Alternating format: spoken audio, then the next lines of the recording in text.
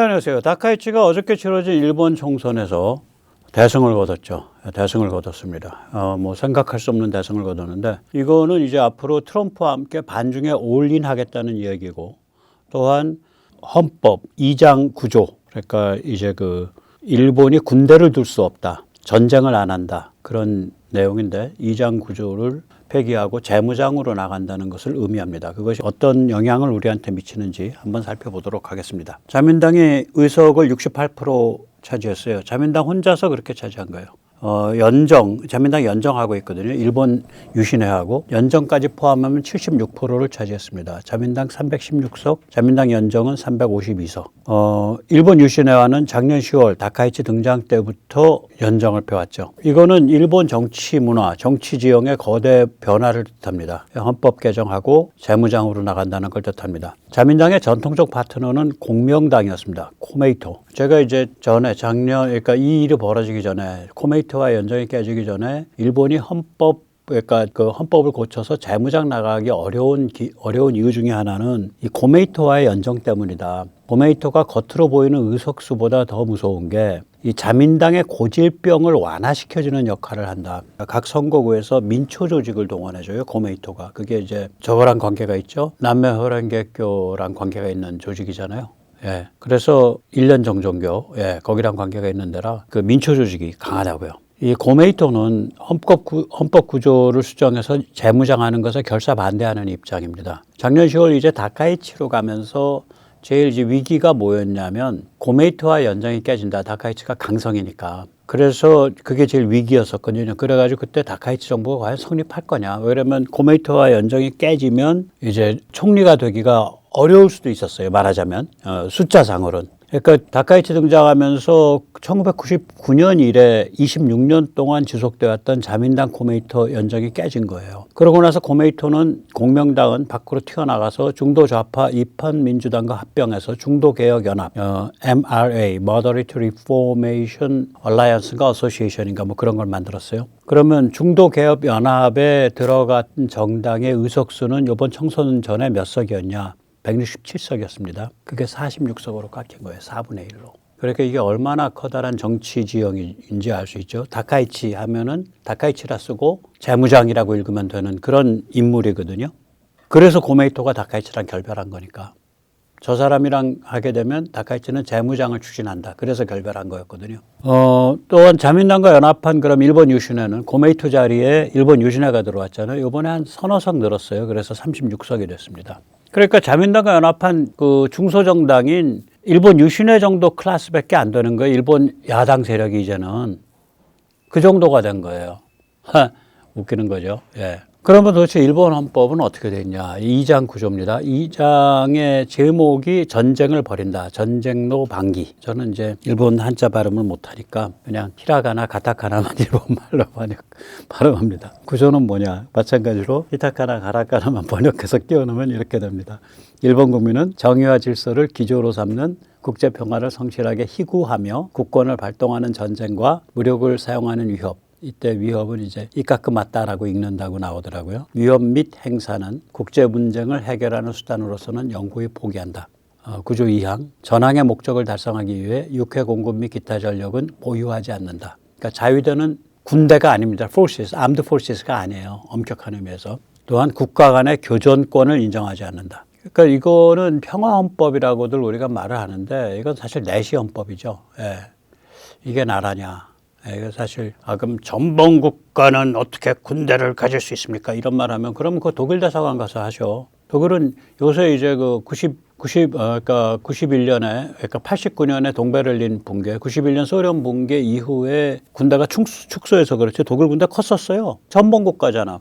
우리가 피해자여서 그렇지 그냥 제3자 입장에서 보면 히틀러가 저지른 만행이 일본이 저지른 만행보다 훨씬 지독해요. 일단 급수가 달라요. 히틀러가 얼마 죽였냐? 한 6, 700만 죽였죠. 민간인만. 7, 800만 죽였죠. 일단 독일인 동성애자 목 잘라 죽인 것만 4만이니까 3, 4만 돼요. 동성애자를 목을 잘라 죽였거든요. 독일은 이제 나치 독일은 사형 방법이 기요틴이었습니다. 목 잘라 죽이는 거였어요. 그리고 뭐 저것도 많이 죽였고 발달지체 이런 장애인들 특히 정신장애인들 왜 그러냐면 걔들은 그렇게 말할거든 unproductive 그러니까 비생산적 집단이다 이거예요. 그러니까 없애야 된다. 자기들도 그렇게 죽였으니까 뭐 유대인 600만 명 죽인 건 더 말할 것도 없고 이 슬라브계 동유럽과 러시아 쪽에서 한 1000만 명 죽인 건 더 말할 1000만 명은 아니고 한 3,400만 명 민간인 학살했죠. 그래서 전체적으로 민간인 학살이 한 1,100, 1,200만 됩니다. 거기 가서 너희 전범국가가 왜 군대 가졌었냐라고 울부짖으세요. 좌빨 여러분, 양심적 좌빨 여러분. 자, 이렇게 되니까 이게 웃기게 되는 거지. 나 이거는 저기 솔직히 말하면 이거는 이런 드럼 치는 걸 연출하자는 얘기를 그 저거가 안 했어. 저기 뭐 이 다카이치가 제안한 게 아니라 이재명 팀에서 제안을 했을 거예요. 왜냐면 다카이치가 그 한성깔에 그 아버지가 공장 사무직으로 일한 사람이고 어머니가 우편 배달부인가 그랬어요. 그리고 그 대학 다닐 때, 그러니까 서민층 출신이에요. 대학 다닐 때 그 오토바이 타고 한 반항했어. 침 좀 뱉고 다녔어. 오토바이 타고 드럼 치고 다녔어요. 다카이치가. 그러니까 성깔이 있는 양반이에요. 그러고 나서 대학을 졸업하고 여러 가지 이제 그 미 하원 사무실에서도 잠깐 인턴 비슷하게 일을 했고요. 그러니까 이거는 뭐 이거 다카이치가 만약에 제안했다 그러면 꽃뱀 작전인데 이재명이 제안을 했지. 그러니까 이재명이 지 무덤을 판 거지. 드럼 작전에 지가 빠진 거지. 패가망신하게 생긴 거지. 이제 와서 일본 헌법 수정 결사 반대라고 이제 주장한다면 조금 있으면 이제 그 헌법 개정 들어갈 텐데. 그러면 이제 헌법 개정에 반대합니다. 그 죽창은 아니더라도 뭐 말하자면 이쑤시개라도 쳐들어야 될 거 아니요. 그 동네에서 밥 먹고 살려면 국민들이 얼마나 웃겠어요. 그런데 너 벨렐레 왜 드럼 치고 다녔냐 같이. 그러니까 이 다카이치란 인물 그 집단 그 커넥션이 일본 수상이 된다라는 것이 일본 정치 문화에서 뭘 의미하는지. 고메이토 공명당과의 연합이 깨진다는 게 뭘 의미하는 건지 바깥에 지금 정세는 어떻게 돌아가는지 그 바깥 정세와 일본 정치의 변화는 어떻게 맞물려 있는지 이걸 전혀 감각이 없는 거예요. 그러니까 이건 일본 사람들 감각에서 저런 거 같이 연출하자라고 그렇게 간사하게 안 나와. 분명히 이재명 주변에 있는 브레인이라는 굉장히 얍삽하고 간사한 놈들이 저런 걸 제안했었을 거예요. 그러니까 일본 입장에서 이거 까부네. 그래 같이 연출해 줄게 이러고 한 거죠.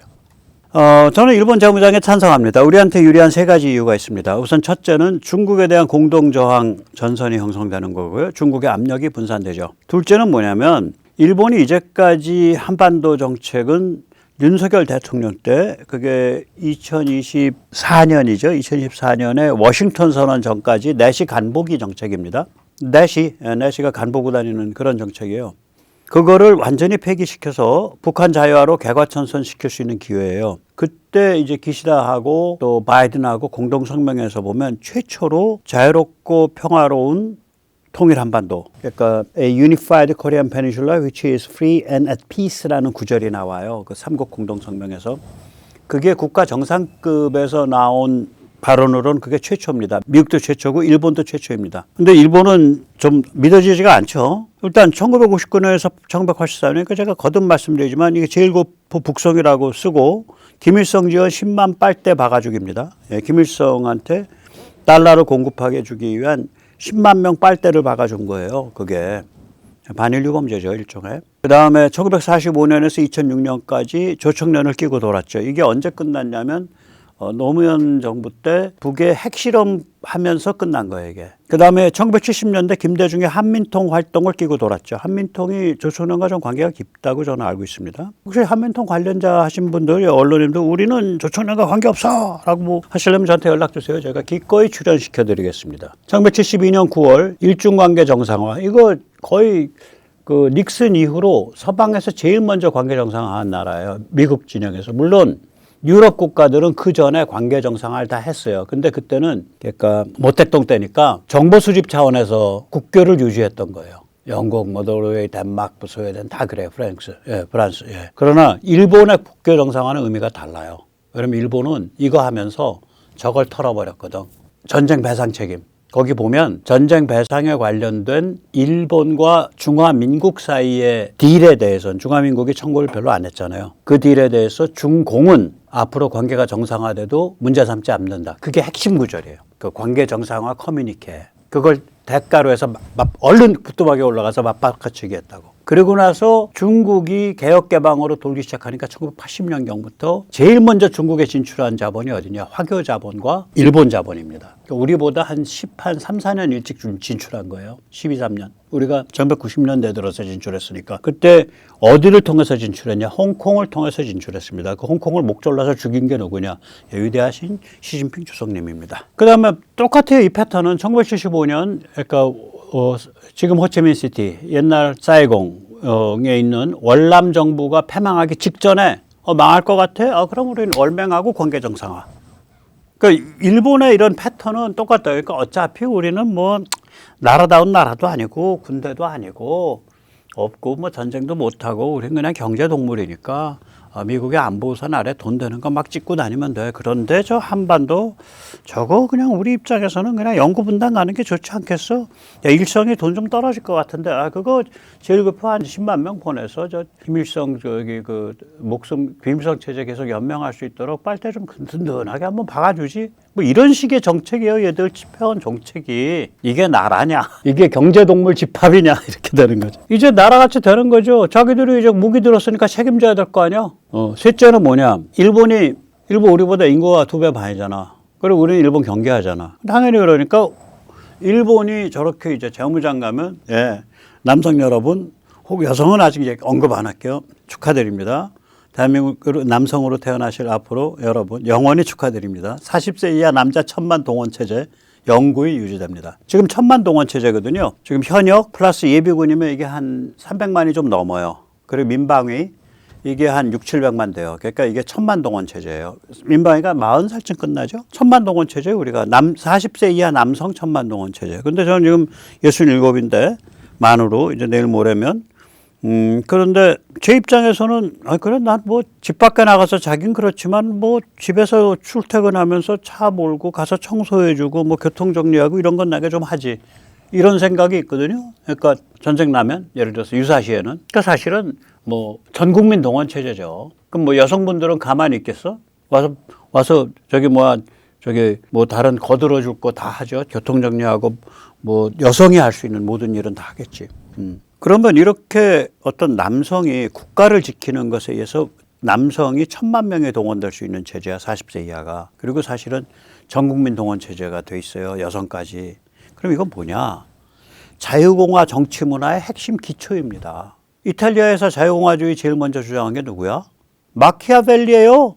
그 사람은 자유공화라고 안 했어. 그 사람은 뭐라 그랬냐? 시민을 무장시켜야 된다라 그랬어요. 그러면 시민 무장? 그건 뭘 뜻해?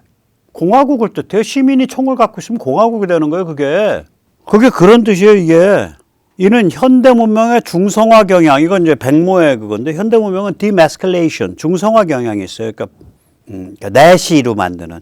왜 그러냐면 남성성이 파괴적이고 충동적이고 폭력적인 데가 있잖아요. 이런 것들이 다 억제되거나 없어지잖아. 그 다음에 이 피지컬 파워라 그럴까 물리력, 육체적인 능력 이런 게 남성성의 특징이죠. 파괴적이고 충동적이고 아주 불안정하고. 그러니까 여성보다 훨씬 더 불안정한 존재죠. 남성이라는 게. 근데 그 불안정성에서 나오는 그 역동성과 에너지가 있다고. 이게 남성성의 비밀이라고 저는 생각하거든요. 근데 현대 문명이라는 게 그런 걸 다 걸러내버리는 문명 아니에요, 이게. 그러니까 중성화된다고. 디스메스클레이션이 일어난다고요, 현대 문명에서는. 그러니까 이거 내버려두면 전부 다 동성애자 될 가능성이 있어요, 양성애자. 그래서 이건 도덕적 보수주의는 꽉 지켜야 돼요. 그런데 현대 문명의 중성화 경향에 대한 강력한 방파제가 돼요. 이게 쟤들이 입만 뻥끗하면 국가주의, 군국주의 문화, 군사주의 문화를 경계해야 됩니다. 국기도 내려야 됩니다. 교실에서. 이게 전교조의 입에 달고 사는 얘기잖아요. 이게 그거라고, 그건 거꾸로 말하면 뭐냐. 대한민국 중성화시키고 무력화시켜야 된다는 얘기잖아. 쟤들 관점에서는 그게 좋은 대한민국이라는 거 아니야. 북한의 밥이 되는 대한민국, 중국의 밥이 되는 대한민국이 전교조가 말하는 좋은 대한민국. 교원노조도 비슷할 거예요. 거기도 칼라가 비슷하니까 그 나물에 그 밥이라. 그래서 이게 현대문명 중성화 경향에 대한 어떤 블락이 된다고. 웃기지 말어. 야, 그거 1년에 뭐 한 기십억 달러에 가까이 벌어들인 BTS도 군대 가서 까고 나왔어요. 웃기지 마라. 그거 다 우린 해야 돼. 뭐 이렇게 되는 거 아니에요. 그런데다가 그런 식으로 군대가 강하면 당연히 반중 스탠스가 돼요, 이게. 그리고 당연히 한미동맹 스탠스가 된다고요. 그래서 이건 반중 한미동맹이 체질적으로 내장되는 거예요. 일본이 잘못장했는데 어떤 골빈 국회의원이 아무리 빨갱이스럽다로 나와서 저기 복무기관 축소합시다 이런 소리 어떻게 해? 못해요. 야 미친놈아, 너 일본에 너 저기 잡혀 먹으려고 넌 그거 하냐? 그러니까 얼마나 저기 리짜이밍 가서 드럼을 잘 쳐줬어. 웃기는 거죠. 예.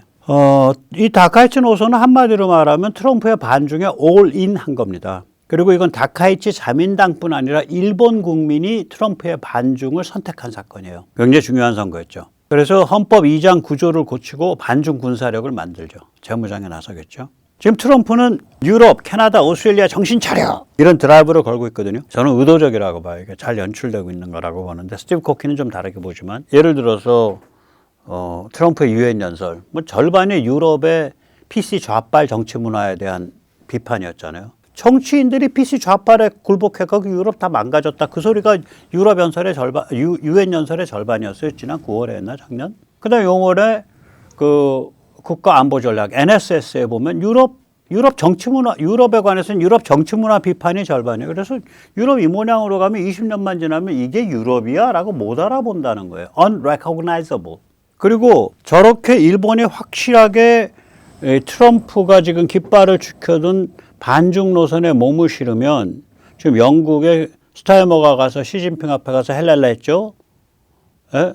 독일도 헬렐레 하려고 그러고 있지 지금. 프랑스 마크롱 가서 헬렐레 했죠.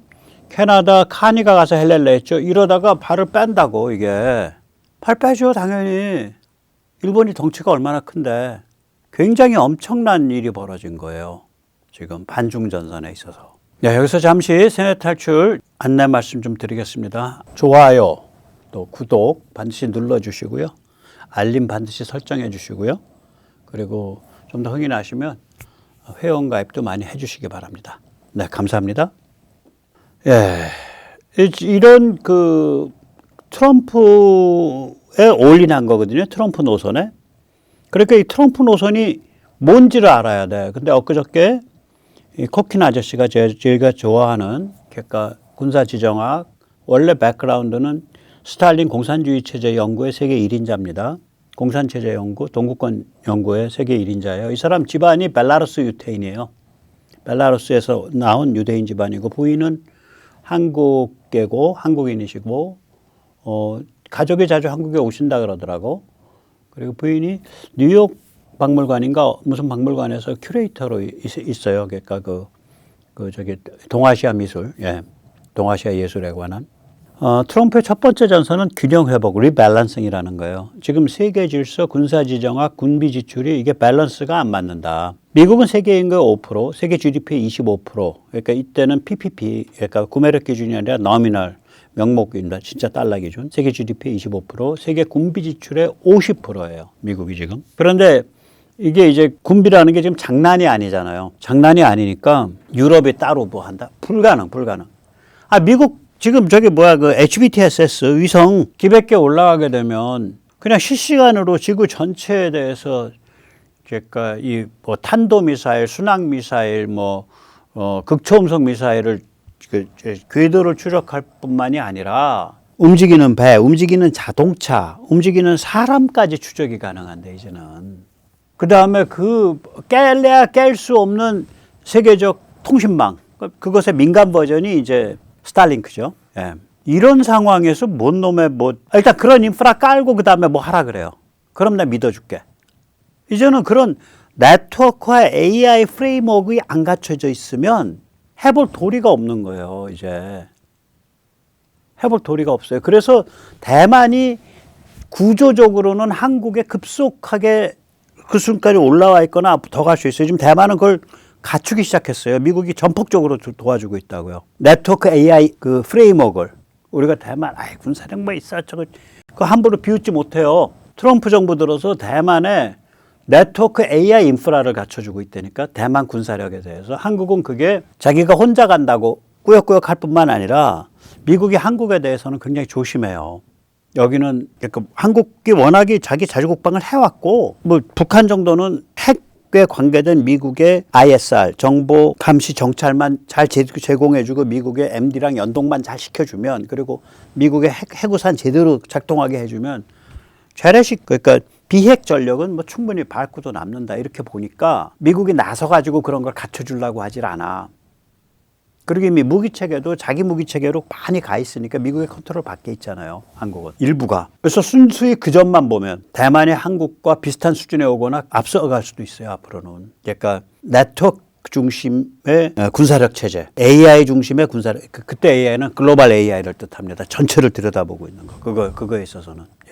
어쨌거나 유럽이 뭐 지금 보면 세계 인구의 7%, 세계 GDP의 17%, 그런데 세계 사회복지에 있어서는 50%를 쓰고 있다. 이게 다 커킨의 얘기예요. 밸런스가 안 맞는다. 유럽은 1년에 미국 안보우산으로 3,500억 달러를 이익 봐왔다. 근데 뭐 유럽이, 미국이 그렇게 해준 거다. 그 유럽에 찾아서 why not 하면서 이때까지 망가져 왔다는 거죠. 이런 구조가 30년 이상 지속되었다는 거예요. 그래서 독일 군대는 지금 현재 코스타리카 수준이다. 스티브 코킨 얘기입니다. 거기다가 미국의 지금 군비라는 건 굉장히 첨단화되니까 뭐 1조 달러, 1조 5천억 달러 이런 식으로 이제 군비 규모가 점점 올라가야 된다는 요구가 커지고 있다. 그러면 이게 도대체 어떻게 할 거냐 이런 문제가 있는 거예요. 그러니까 리밸런싱 해야 된다. 균형 회복해야 된다. 그래서 이제 그 균형 회복에 대해서 이게 그러면 세계로부터 물러서는 거냐? 아니다. 한번 직접 들어보십시오. This is not about America retreating from the world. This is not about America giving up its role in the world. All of that is social media rubbish. This is about a rebalancing of the costs and benefits. And it's happening, and it's a mess, and Trump's version of it is going to maybe even fail to produce a new equilibrium. But it's going to break the current equilibrium that needed to be broken. So again, he's an unwitting instrument of history. 예. 자신이 무슨 일을 하고 있는지 의식하지 못하는 역사의 도구. 거의 뭐 헤겔리안적인 얘기죠. Unwitting instrument of history. 네, 이런 걸 또 보시면서 또 교회 다니신 분은 또 교회 다니시는 분의 어떤 그런 또 그런 게 있죠. 예, 느낌이 있을 거고. 아무튼 그런 아주 기막힌 표현이 합니다. 예. 그 다음에 이제 또 그 트럼프의 5개 전선에서 이제 이제 금방 앞에 리밸런싱 얘기했죠. 균형 회복. 두 번째는 insane fiscal policy인가? 예, 그렇게 얘기를 해요. fiscal insanity. 그러니까 이거 뭐냐면 미친 정부 적자 바로잡기 그 얘기죠. 미친 재정, fiscal insanity. 네, 그런 얘기를 합니다. 여기서 한번 보면은 아버지 부시 때 이건 이제 아버지 부시라고 안 하고 뭐 다른 사람 얘기하고 4.5조 달러 얘기하는데 4.5조 달러 된 거는 커킨이 착각했더라고. 그거는 트럼프 때예요. 국가예산 4.5조 달러는. 근데 이제 바이든 정부는 국가예산 7.6조 달러 갖고 트럼프 더 올라가겠죠. 지금 그래서 이자 지급액이 국방비보다 커요. 그리고 미국 그 정부가 얼마나 개판이냐. 지방 정부 이번 미네소타에서 나왔듯이 뭐 도둑질해서 처먹느라고 뭐 정신이 없죠. 소말리아 갱단 끼고 민주당이. 혹은 소말리아 갱단이 민주당 끼고 또 공화당도 비슷하게 또 다른 방식으로 좀 더 얌전하게 처먹어 왔겠지. 이게 또 얼마나 관료주의가 개판이냐. 국무부 산하 국제원어처 유세이드 우리 굶었을 때 많이 보내준답니다. 탈지 분유랑 옥수수가루 많이 보내준다가 유세이드였어요. 이렇게 그 봉지에 이렇게 악수하는 거 이렇게 찍혀 있는 마크죠. 거기가 미 국무부의 예산 집행 보고를 거부했어요. 아니 자기 상급기관에 정부 예산을 집행하고 있는데 집행 내역 보고를 거부했다고. 그러니까 유세이드 애들은 꼭지가 돌아가지고 그렇게 생각하죠. 우리가 무슨 일개 국가에 속한 조직인 줄 알아? 우리는 국제기구야. 국제기구. 미친 년놈들이죠. 그거 다 날려버렸잖아. 그러면서 이제 커킨은 뭐라 그러냐? 트럼프가 재정적자 해결에 실패하면 7번째 파산이다. 그래 다 웃어 사람들이. 민간인 시절 6번 파산했나 봐요. 그리고 재정적자는 무역적자를 수반하죠. 쌍둥이 적자라고 불리죠. 거의 규모가 같게 드러나요. 그러니까 이제 그 GDP의 부문 간 균형 그 공식에 의하면 그렇게 나옵니다. 대충. 그러면 결국 그거는 제조업과 중산층 붕괴를 결과하죠.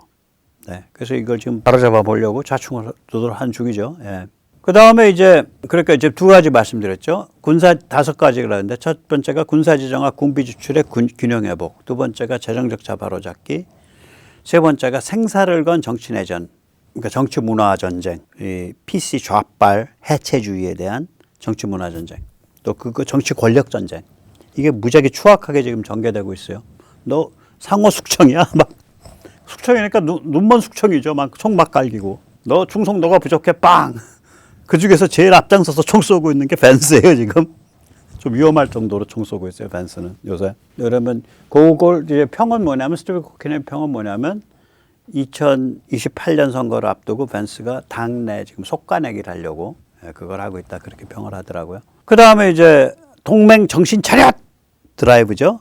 갤버나이제이션. 유럽 국가들 정신 차리게 만들고 캐나다 정신 차리게 만들고 오스트레일리아 정신 차리게 만들고 영국 정신 차리게 만들려고 하고 있다. 그러면서 이제 세계 GDP의 17%인 유럽이 세계 GDP의 2%인 러시아를 못 감당하고 있는 상황이 이게 말이 되냐. 세계 인구의 7%인 유럽이 세계 복지 지출의 50% 가까이를 지금 쓰고 있다. 그러면서 점점 인구 구조는 가분수적으로 고령층이 많아져 가고 젊은층은 줄어들고 그러니까 국가 재정은 다 파탄 나고 그 사회복지 노인네들 다 해줘야 되니까.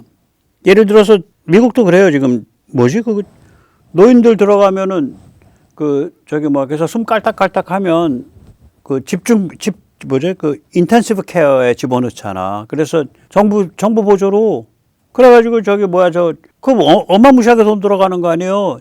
중환자실, 생면 연장. 저는 조금 있으면 유서 써가지고 공증 받아 놓으려고 그러거든. 이러이러한 조건이 되면 의식이 내가 정상적인 상태가 아니고 그러면 나는 또 치매 상태거나 신체가 정상적인 상태가 아니면 집중 진료하지 말아라. 나 공증 유서 써 놓으려고 그래요. 그렇게 해서 더 깔딱거리고 살아봐야 그렇지. 마지막 되면 사람 그렇잖아요. 혈액에 있는 산소 농도가 떨어져 가지고 어떤 상태가 되냐면 이렇게 돌아가실 때 보면 죄송합니다.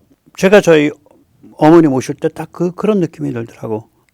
낚시 가서 생선 잡아놓으면 생선이 아가미 이렇게 하면서 빠끔빠끔 하잖아. 숨이 안 쉬어지니까. 거기다가 정신은 나가 있는데 저거 다 꽂고 몇 달 간다는 게 무슨 의미가 있냐고요. 우리는 다 형제들이 결정해서 그걸 오래 안 갔어요. 다행히. 예. 정확히 표현하면 형제 자매들. 예. 그 다음에 이제 세계 경제의 새로운 질서를 지금 트럼프는 노려보고 있다. 중국에 불리하게 작동하는 세계 경제, disadvantage라고 정확히 표현하더라고요. 예, 참, 이게 다섯 개예요. 그러니까 군사지정화, 군비지출 균형 회복, 재정적자, 정치내전, 그 다음에 동맹한테 찬물 뒤집어 씌워서 정신 차리게 하는 거, 새로운 세계 경제 질서. 이게 지금 트럼프가 벌리고 있는 프로그램이다. 이렇게 얘기를 합니다. 그러니까 이런 관점에서 다카이치가 트럼프한테 올인한 거예요. 트럼프 노선에. 예, 어마무시한 일이 벌어진 거죠. 예. 트럼프는 태풍이고 캐나다, 오스트레일리아의 좌파 리버럴들에게 정신 차렷 시전을 했다. 그런 얘기를 합니다. 한번 직접 들어보십시오. Canada. How long has Canada been in the doldrums and now Canada's going to stand tall? Trump has galvanized Canada. I mean, he revived the zombie who's the Prime Minister of Australia, who's back through the roof again. A little bit of cyclone, a little bit of Trump, which is also a cyclone, and boom. It turns out that now Labor is back in Australia. They were in the tank not that long ago.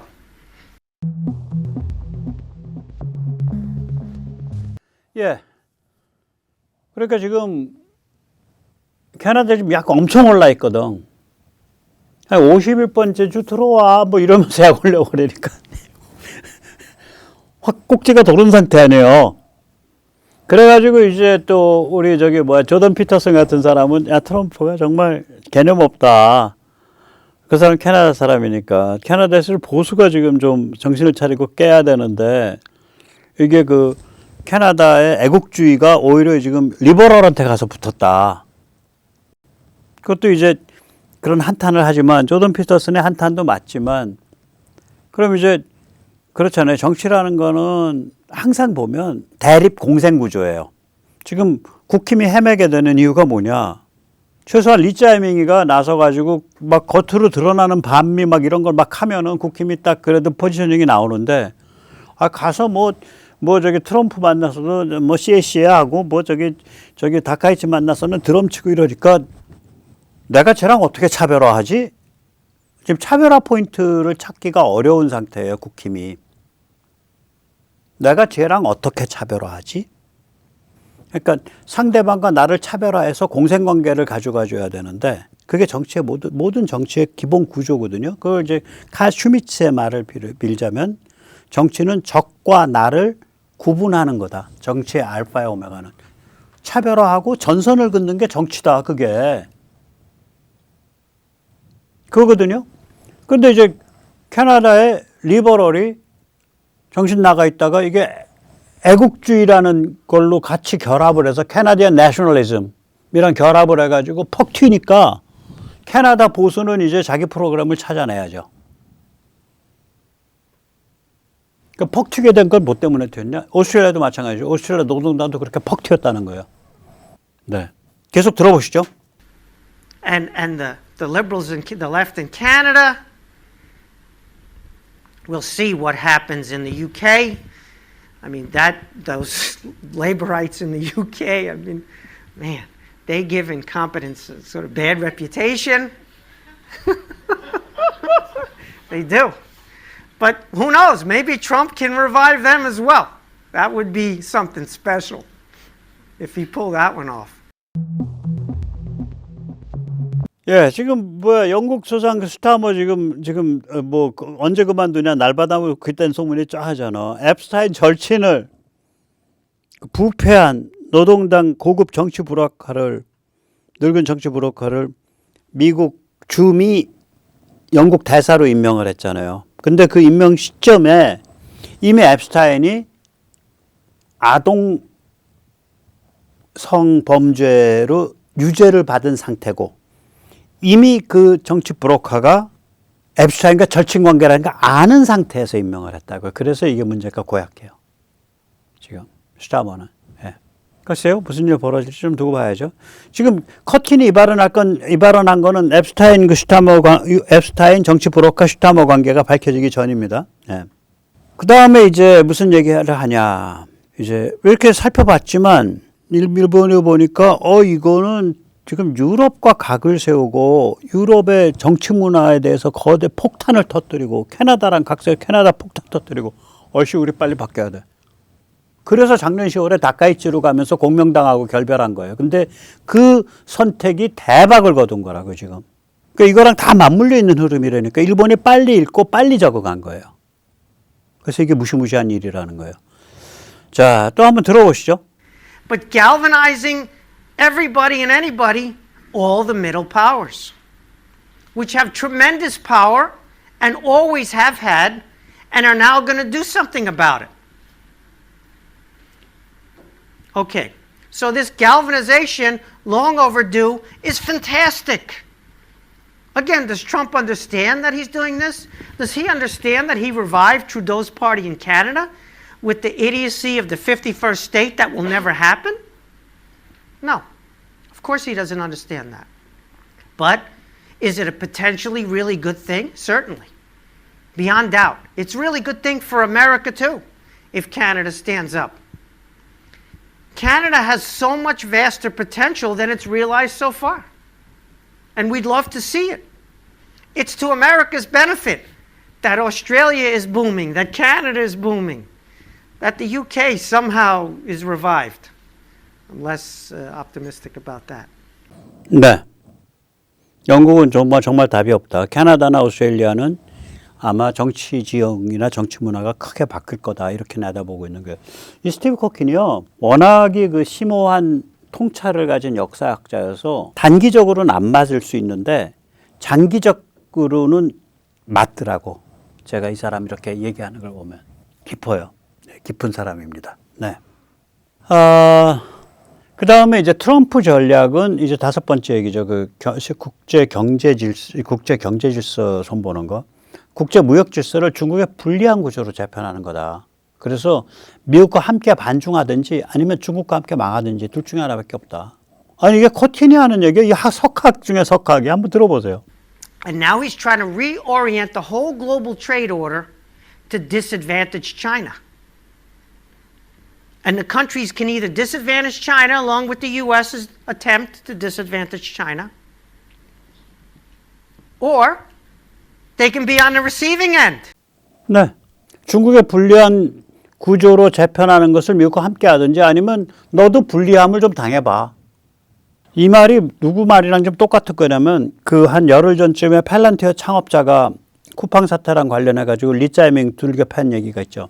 이게 조 론스데일이라는 사람인데 뭐라고 했냐. 한국 정부는 중국을 따라서 중국 빅텍을 옹호하기 위해 미국 기업을 불법적으로 단합하는 황당한 짓을 저지르고 있다. 닐 메타가 설립한 벤처 투자사 그린오크, 이게 쿠팡 최대 투자사일 겁니다. 그린오크가 투자펀드 주도자들을 위해 한국 정부와의 싸움이 될지 모를 일에 나선 것은 대단한 일이다. 리짜이밍은 한국의 근로자, 한국의 경제성장, 한미 무역관계를 희생시키면서까지 중국 공산당의 이익을 옹호할 가치가 과연 있는지 고민해 봐야 한다. 미국과 비즈니스하려면 자유와 공정을 보장해야 한다. 우리는 차별당하거나 협박당하는 것을 참지 못한다. 팔런티어 창업자입니다. 그 팔런티어 어떤 회사냐. 일론 머스크의 스페이스X가 당연히 미 CIA나 국방부랑 밀접한 관계겠죠. 그거보다 더 깊은 관계, 더 원조가 되는 관계를 맺고 있는 데가 팔런티어입니다. 미군의 네트워크 AI 프레임워크 전체를 아마 거의 총괄 지휘하고 있을 거예요, 이게. 밑에 앤드릴 끼고. 그럼 앤드릴의 팔멀라키는 누구냐? 팔런티어 그 인맥에 그게 페이팔 커넥션인데 막내예요. 거기가.